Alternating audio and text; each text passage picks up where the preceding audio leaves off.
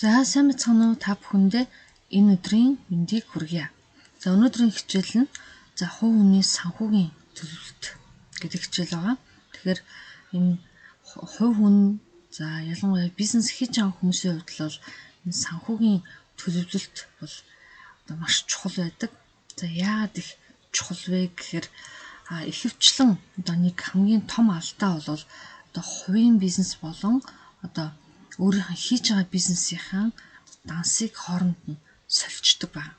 Хооронд нь холждог байна. Тэгэхээр бизнесээс нь ч орлого орж ирж идэг. За давхар айл өрхийнхэн зардал нь ч гэсэн тухайн дансаар дамжиж гарч идэг. Тэгэхээр тухайн сард нөгөө бизнес нь яг хэдэн төгрөгийн орлого ашиг өгöd байгаа. За та өөрөө цалин аваад одоо хэдэн төгрөгийн орлого зардалтай одоо тухайн өрхөч нь яваад байгаа гэдгийг бол ялгахад төвөгтэй байдаг. Тэгэхээр тийм учраас бид нар одоо хувь хүнийхээ санхүүгийн төлөвлөгөөг хийхдээ за хамгийн түрүүнд санхүүгийн сэтгэлгээтэй болох нь их чухал юм. Тэгэхээр энэ санхүүгийн сэтгэлгээ бол хувь хүн танаас өөрөөс ч хамаарна. За ингээд энэ сэдвийн хүрээнд бид нар уналт ба зээлийн тухай үзье. Тэгэхээр өнөөдрийн одоо Монгол улсад бол хийсэн судалгаагаар нийт өрхийн 72% нь огт хадгаламжгүй байна гэсэн ийм судалгаа Монголын үндэсний худалдаа аж үйлдвэрийн тагнаас авсан байна. За тэгээд нэг сар хүртэлх амьдрах мөнгөтэй хүмүүс бол нийт өрхийн 14% эзэлж байна. Тэгвэл эндээс харуул баг одоо 84-5% за магадгүй 90 орчим хувь нь тийм хуримтлахгүй байна. За хуримтлахгүй байна гэдэг нь нэг талдаа зээлтэй буюу одоо санхүүгийн хувьд уналттай байна гэж ойлгож болно. Тэгэхээр за миний одоо кейс дээр гэх юм бол би за танхимдаа 2011 онд бид нар одоо өрхүүдээс өрхийн орлого зардлын судалгаа хийжсэн. За тухайн үед бол нийт 2440 өрхөөс буюу одоо баг болгоноос ер нь бол бараг Орхон аймагт яг ийм одоо өрхийн орлого зардлын судалгаа бол урд нь хийж байгаагүй. За түүнээс хойш ч гэсэн ер нь хийж байгаагүй. Тэгээд одоо айл болгоноор ороод танах яг хэдэн төгрөгийн орлоготой ямар хэдэн төгрөгийн зардалтай вэ гэж асуухад бол за ихэнх айлууд орлогоо бол мэдчихсэн. Харин эсэргээрээ зардлуудаа тэмдэглэдэг айлууд бол бараг байгаагүй. Тэгэхээр тухайн үед бол 11 онд судалгаа авсан гэхээр түүнээс хойш 10 жилдээ өнгөрсөн байна. Тэгэхээр энэ хугацаанд ч гэсэн одоо бас саяны судалгааны дүнг харах юм бол маш олон айлууд зардлаа бичдэггүй, зардлаа төлөвлөдөггүй. Ялангуяа хувь хүний санхүүгийн төлөвлөлт тал дээр бол одоо хамгийн их суралцах одоо шаардлагатай юмаа гэж харж байна. Тэгэхээр бид нар өдөр болгон л мэдээж одоо энэ хувь хүний санхүүгийн талаар янз бүрийн одоо YouTube, одоо Facebook гэх мэт янз бүрийн мэдээллийг хардаг. За гэвч боддоор танах яг санхүүгээ сар болгон төлөвлөдөггүй. За мөн одоо гарсан зардлууд дээр одоо төлөвлөгөөнийхэн дагуу манайх ямар байна вэ гэдэг дээр анализ хийдэггүй гэж одоо нэлээдтэй хүмүүсээс асуусан. За тэгээ ингэж асуухад бол хөвчлэн ерөөсөө ямар төлөвлөгөө байхгүйгээр урсгалаар явдгаа гэж хариулж ирсэн. Тэгээд энэ дундаа бол бас нэг ярилцах зүйл нь одоо санхүүгийн уналтанд орсон гэдгийг бол хүмүүс ерөөсөө мэддэггүй. Тэгээ бүр асуудал одоо хэцүү болсон энэ үед бол өөрийгөө ямар их үр ширэнд орсон, ямар их уналттай вэ гэдгийг бол мэддэг байна. Тэгэхээр санхүүгийн уналтанд орсон хүмүүс бол мэдээж өөрийгөө би бол санхүүгийн уналт руу орчих гэж ерөөсөө боддоггүй. Харин юун дээр алдаад идэг вэ гэхээр хөвчлэн ирээдүйд орж ирж байгаа орлого. Ирээдүйд орж ирэх орлого дээр найддаг. Тэгээд найдангуудаа за би эх сард 1 сая төгрөгийн ажил хийчих юм чи 2 сая төгрөгийн ажил хийчих юм чинь гэдэг юм. Тийм нөхцөл байдлаар мөнгө урьдчилаад өрчдөг байна. Тэгэхээр би энэ сард нэг ийм ажил хийгээд эдэн төгрөгийн орлого олно. Тэгэхээр нэг л орлого олох юм чинь одоо найзуудтайгаа явчих эсвэл ийм гоё хувц авчиж одоо ингэж ч гэдэг юм. Тийм байдлаар үрдэг. Тэгэхээр энэ үрэх сэтгэлгээ маань ч гэсэн одоо сүүлийн үед бас маркетинг бас давхар гараад ирсэн. За анх бол маркетинг аж үйлдвэрийн хувьсгалын үед бол нэг шаардлагагүй байсан. Тэгээд шаардлагагүй гэж ер нь бол одоо тухайн үйлдвэрлэлд баримжаалсан байсан учраас юу гэдэг юм ямар нэгэн бараа бүтээгдэхүүн үйлдвэрлэгдлээ тэрийг үнэхээр шаардлагатай гутал хэрэгтэй, хувцс хэрэгтэй гэдэг юм яг шаардлагатай хүмүүс нь л худалдаж авч ирсэн гэсэн. За гэтэл нэг талдаа нөгөө хувцас зардаг компаниудын хувьд бол бас нөгөө бараа бүтээгдэхүүнийг борлуулах нь бас алдагдaltaй болж эхэлсэн. За юу нь алдагдaltaй болж эхэлсэн бэ гэхээр ер нь бол одоо хүмүүсийн сэтгэлгээнд тийм ер нь бол загварын чиг хандлага жил болгон өөрчлөгддөг юм аа. Тэгэхээр одоо магадгүй юм имжлийн хувьд одоо ийм шин одоо пальто, ийм шин одоо утас ч гэдэг юм уу, ийм шин гутал, ийм загварын хувцсыг авахгүй бол та одоо модноос хоцрон ч гэдэг юм уу. Ийм одоо тарих угаарлалт одоо тэр маркетингийн нөлөө бол хүмүүст нөлөөлж эхэлсэн байна. Тэгээд энэ байдлаас болоод хүн те одоо хувцастай байсан ч, гуталтай байсан ч, за утастай байсан ч гэсэн хэрэглээ гэдэг зүйл илүү мөнгө зарцуулж эхэлсэн. Тэгэхээр нөгөө хувь хүний санхүү маань юу гэдэг өмнө бол хүн айхтар шунал байхгүй те зүгээр орж ирсэн мөнгөө яг хэрэгтэй зүйлдээ зарцуулаад ингээл явдаг байтал дэлхийн нийтээрээ те загварын чиг хандлага, утас, хувцас бүх зүйл дээр энэ нөлөөл одоо маркетингийн энэ нөлөөл маркетингийн тариг угаалт явж эхэлсэн. Тэгэхээр энэ нөлөө маань бүр жилдээ загварын чиг хандлагч гэхгүй те бүр загвар маань одоо улирал болгон өөрчлөгддөг. Тэр байтугай одоо сар болгон өөрчлөгддөг ийм хэв маяг бол давмгаалж эхэлсэн. Тэгэхээр энэ зүйлийг харсан нөгөө хувь хүн маань болохоор за би энэ одоо загварын пальтоныг л авахгүй бол эсвэл энэ загварын малгайг авахгүй бол би одоо хүн биш юм шиг те нийгэмд одоо байр суурь алдах гээд байгаа юм шиг ч юм уу ийм мэдрэмжийг төрүүлдэг учраас хүн энэ зүйлд хязгааргүйгээр мөнгө зарж эхэлсэн байна. Тэгэхээр энд хин хожих вэ гэвэл одоо нөгөө бараа бүтээгдэхүүн борлуулж байгаа худалдаачин тий нөгөө загварын бүтээгдэхүүн гаргаж байгаа үйлдвэрлэгч эдгээр илүү хожиж эхэлсэн. Харин эсвэргээрээ хувь хүний хувьд бол санхүүгийн ямар ч төлөвлөлт байхгүй зөвхөн тухайн хүний шунал гэдэг зүйл дээр нөгөө компаниуд маань маркетинг хийж ажиллаж эхэлсэн байна. Тэгэхээр үүнтэй холбоотойгоор одоо хувь хүний санхүүгийн төлөвлөлт байхгүй. Тэг ялангуяа эмэгтэйчүүд тэгдэг шүү дээ. Дэлгүүрт орлоо тэгэнгүүтээ магадгүй гэрээсээ ийм зүйл худалдаж авна гэд гарцсан байтал одоо шууд гутал байдаг юм уу, хувцас байдаг юм уу, огт төлөвлөгөө зүйлүүдийг бол авч идэг. За тэгээд за эмэгтэй хүмүүсийн хувьд ч тэр те эрэгтэй залуу бизнесмэнийн хувьд ч тэр гаднаас нь харахад юу гэдэг маш гоё машин унчсан сүүлийн үеийн гар утас тэгээ хамгийн сүүлийн үеийн одоо цагч гэдэг юм уу хамгийн одоо мод брендийн хувцас өмссөн. За гаднаас харуул ямар ч өөлөх сэв байхгүй тэгээ хэлэх зүйл байхгүй үг хэлэн ч гэсэн үнэхээр одоо гоё үг ярьдаг. За гэтэл яг хувь хүнийх нь санхүүгийнх нь амьдрал руу өндөөгөөд ирэхээр айл эзэний уналтанд орцсон байдаг. Одоо хичнээн саяын машин унтсан, хичнээн саяын зээлтэй мөртлөө эргээд нөгөө зээл нь бол тэрнээс хэд дахин давтсан. Тэгээд тэрийг нь ярихаар өөрөөсөө одоо чөтгөрийн тойрог шиг маш их стресст орцсон байгаад байдаг. Тэгэхээр бид нар одоо ямарваа нэгэн зээл тавихтаа тий бас анхаарах хэрэгтэй гэсэн.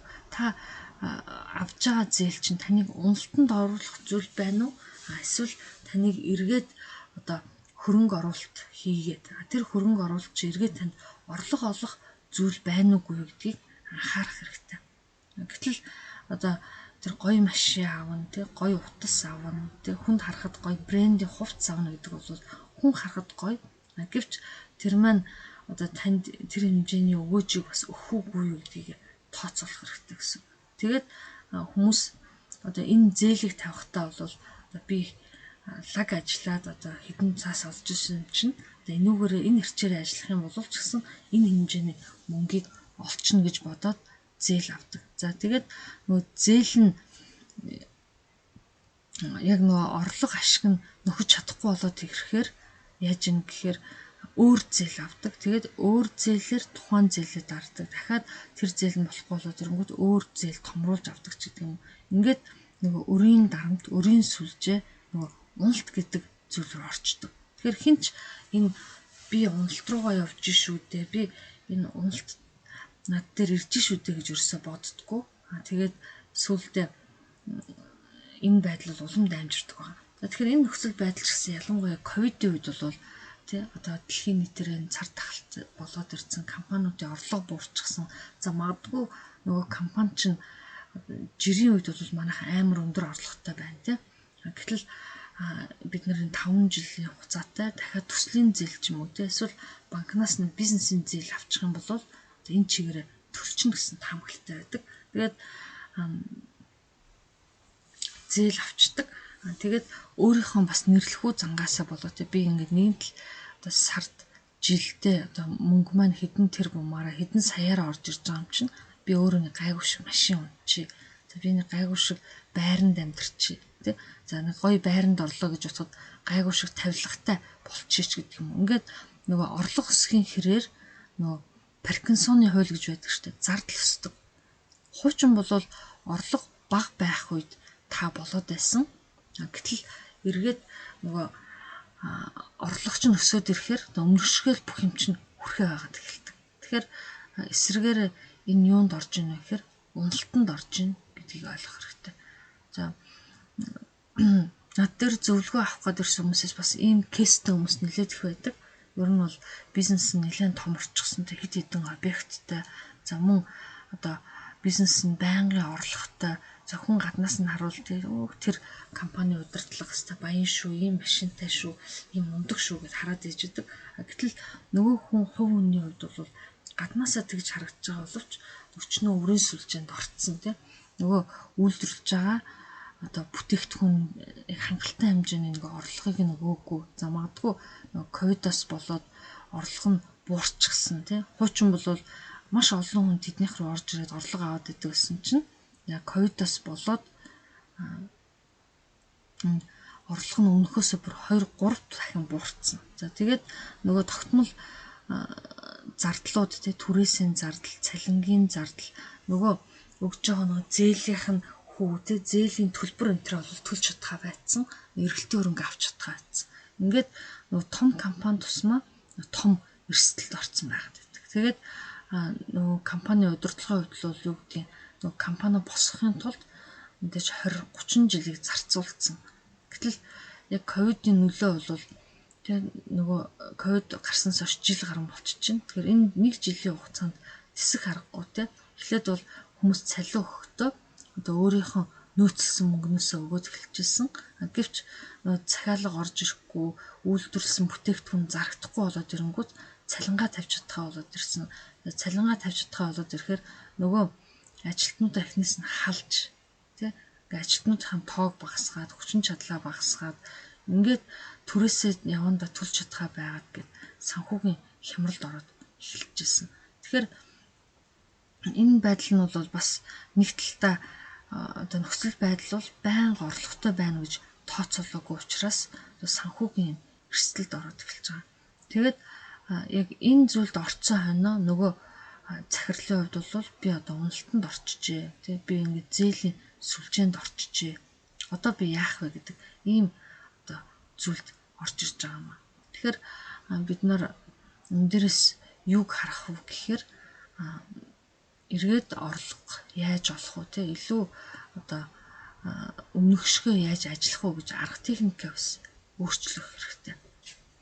Үүнтэй адилхан хувь хүний хувьд ч гэсэн бас адилхан уналд орж ирж байна. Ер нь бол тогтмол цалинтай аваад байдаг. Тэгээд тэр тогтмол цалингаа ялангуяа одоо хуучин үед бол тэг ажиллаа дээрэс нь одоо цалин урамшуул орж ирээд илүү орлого олж ирээд ингээд ажиллаад тэгээд ажиллаж байгаа үедээ бол байнгын илүү орлого олох юм шиг тий байнгын илүү одоо ашигтай байх юм шиг бодоод энэ тэндээс зээл авчдаг. Тэр зээл нь болохоор банкнаас байрны зээлтэй, тавилгын зээлтэй, дээрэс нь янз бүрийн аппликейшнуудаас тий одоо лендемент ч гэдэг юм янз бүрийн аппликейшнуудаас зээл авчихсан. За ингээд одоо энэ тэндээс бас юм барьцаалаад зээл авцсан ч гэдэг юм уу. Тэгэхээр нөгөө хангалттай хэмжээний орлого нь орж ирэхгүй болоод ирэнгүүт нөгөө тэр зээлээ хураалгачихгүй тулд ялангуяа ломбардны хүүм бол өндөр шүү дээ. Тэгээ тэрийг хураалгачихгүй тулд байнга хүү төлдөг тий. Эсвэл нэг зээлийг нөгөөгөр хаадаг ч гэдэг юм. Ингээд өөрийн мэдлэхгүй энэ өрийн сүлжээнд одоо хүмүүс маань орчдөг байгаа. Тэгэхээр энэ дээрс юуны өмнө санхүү дээр ялангуяа зөвлөгөө авах хэрэгтэй. Тэгэхээр орчин үед бол ер нь бизнес эрхэлж байгаа хүний хувьд ч тэр ер нь ямар нэгэн хүмүүс коуч гэдэг зөвлөгөөгөр байж болохгүй болцсон байна л та. Ер нь бол яг өөрөө найз нөхөд байдаг юм уу ах дүүсээ те зөвлөгөө авч болно. Гэвч яг мэрэгжлийн коуч бол маш олон хүнд зөвлөгөө өгч ирсэн учраас бол гарцыг мэдж байгаа. Тэгэхээр та бүхэн ч гэсэн хэрвээ ийм зүйлд орцсон бол бас мэрэгжлийн зөвлөхүүдээс зөвлөгөө авахд гэмгүй юм. Тэгэд юуны өмнө үүний тулд эхлээд та өөрийгөө уналтанд орсон гэдгийг хүлээн зөвшөөрөх хэрэгтэй. Тэгэхээр энэ уналтнаас орцсон гэдгийг хүлээн зөвшөөрнө гэдэг нь одоо цаашдаа яах вэ гэхээр би уналтнаас яаж гарах вэ гэдэг стратеги боловсруулах хэрэгтэй гэсэн. Тэгэхээр энэ дээрээс бол уналтнаас гарахын тулд та одоо тансаг хэрэглээний зардлуудаа багасгах хэрэгтэй. За Европын орнууд бол юу гэж зөвлөдгөө гэхээр та дансныхаа уулгыг авчир. За тэгээд эндээсээ сар болгон хэдэн төгрөгийн орлоготой байна гэдгийг түүж бич тэ. За сар болгон ямар зардал гарсан тансаг хэрэглээний зардал болон одоо бусад хэмж болохгүй ямар зардал байна тэрийг одоо бич гэж хэлдэг. Гэвч үнэндээ бол яг монгол хүний сэтгэлгээнд бол харахаар тий одоо аль ч зардал нь хасч болохгүй юм шиг харагдаад байдаг. Тэгэхээр энэ дээрээс юу гэж зөвлөх гээд байна вэ гэхээр орж ирж байгаа орлогоо ялангуяа одоо өөрөө зээл нэгдэлтэй хадгаламжийн данс гэж үүсгээд хамгийн эхлээд өөрийнхөө хадгаламжинд хийх хэрэгтэй. Ялангуяа бизнес дээр бол нийт орлогынхоо 50%-ийг хадгаламжинд хий. Хэрвээ та тогтмол ажил хийдэг бол 20-30% ч юм уу шууд хадгаламжинд хий. Тэгэхээр эхлээд төлөх зүйл нь бол таны өр биш гэсэн. Эхлээд та хадгаламжинд хийх хэрэгтэй. Тэгэхээр хадгаламжинд хийгээд эхлэхээр нөгөө хүн чинь яана цаана одоо зөндөө өртөө тэгээд юугаар амьдрах юм гэж хүн хэлдэг. Харин эсвэргээрээ зээлээ төлөөд юу хадгаламж руугаа төлөөд тэр мөнгө огт байхгүй гэж бодоод ирэхээр яг үндсэн зээлээ төлчингүүтээ хүн илүү зардлууд хасч эхэлдэг. Заавал гуталтай байж гутлах шаардлагагүй тий. Хэрэг их таксиддаг бол хатуусанд суух эсвэл эрт гараад алхах ч юм уу тий. Байнга гуанзанд ордог бол гэртээ хоолоо бэлдээд ирэх ч юм уу. За магадгүй их хүмүүс нөгөө кофе шопт их ороод тэр кофенд их мөнгө үрдэг ч юм уу тий. Тэр юунд илүү их зарцуулаад байгаа вэ гэдгийг хар аяндаа өөр анзаарч эхэлнэ. Тэгээд илүү зүйл зарцуулгүйгээр яг чухал зүйлдээ зарцуулж эхэлнэ. Тийм учраас одоо санхүүгийн сэтгэлгээтэй болох нь танаас өөрөөс ч хамаарч байгаа. Та өөрөө яаж өөрчлөгдөн тэр хэмжээгээр таны одоо орлого, таны бас хадгаламж болно, зээл нь ч гэсэн өөрчлөлт орно гэсэн. Тэгэхээр түрүүний кейс дээр бол бас энэ зөвлөгөөг бол өгч ирсэн. Ер нь бол та ингээд орж ирсэн зээл чинь энэ хэмжээний зүйл зарцуулагдчихжээ. Тэгэхээр тийм учраас та эхлээд орж ирж байгаа орлогоо шууд хуваа. Тэгэнгүүтээ нэг нь бол хэрэглээний данс, нэг нь бол таны хадгаламжийн данс гэдэг зүйл рүү эхлээд орж ирсэн орлогоо хий гэж хэлсэн. Гэтэл нөгөөд чинь мэдээж банкнд би сар болгон л зээл өгдөг. Тэр ламбард тэр юунд ч гэсэн ингээд зээл өгдөг. Тэгээ зээлэндээ өгөө цаана илүү гарсан орлого бол байхгүй гэж хэлжсэн. Тэгэхээр энэ бол мэдээж бизнесийн хувьд бол зөндөө боломжтой тийм яаж маркетинг хийх үү, яаж хэрэглэгчийн тоог өсгөх үү. За мөн энэ боломжуудаа ашиглах хэрэгтэй. За харин ажилтны хувьд бол зөвхөн одоо өглөө 9-д яваад орой 5-6 цагт бууж ирдэг биш тийм. Мэдээж хүн болгонд ижил 24 цаг байдаг. Тэгэхээр өөрөөсөө хичих хэрэггүй. Илүү орлого олох боломж байвал тэр орлого олох боломжоо ашиглах хэрэгтэй.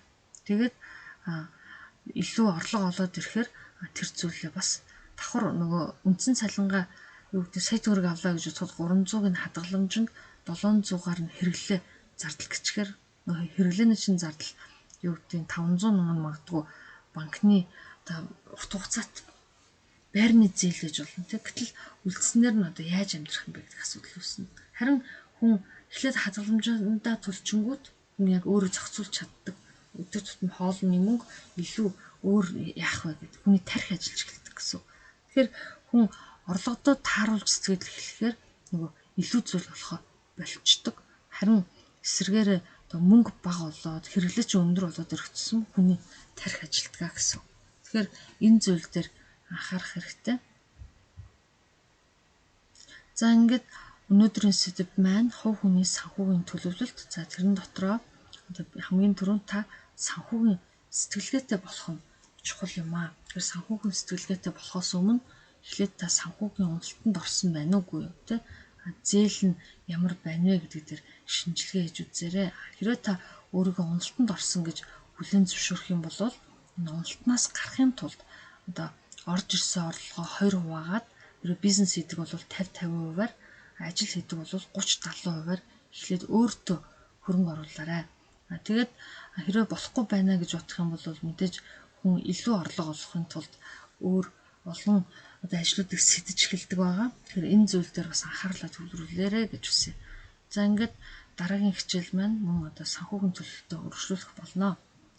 За баяр та.